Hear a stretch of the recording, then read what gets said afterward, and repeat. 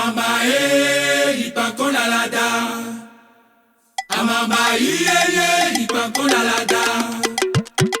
Amamba ipakolalada.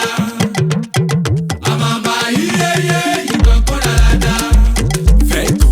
Amamba ipakolalada. Kenkeleko.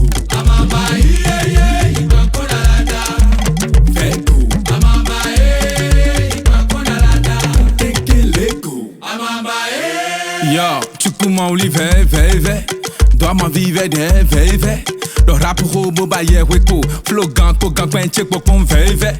Zoma glado to u veve. Rande yi do kontente. Mamla tenten wa gonche odo jeve green to von flick jeje men veve.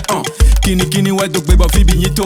L'envie le bi we be gbe bo fi binyito. Mi do to rap do to bojo hoto ye we ye ton we ze we si zume bo fi binyito. Rap ho jete bondo ma khule kon mano komenu dai do te mano ba khule kon floche mano do nu ponu me de mano bonu komenu me de nu kun langa we da si che technique ke o na me we nu do bonu do gbadagba ma globe for to flow to je globe gidi bo globe blagada no te ye bidi pelebe bono voje da gada ndo wa nwala so ye jidi chanta nu video pele hon la ndo van la kiti do we fle nu kun a o vi je radio so nu ge amali am tono vanta kanya nu bi pe me a joha nu we kun le bi pe me e de me holo mi lo mi yon pin le bi de me no pe mi men do do kwedo fi de bu no pe mi men no se mi men ragbe de zangete do fi de bu rumpu ne bada pu le gete le bu bi pu ponje je pu ponje ma si khu vego Amamba ipakolalada.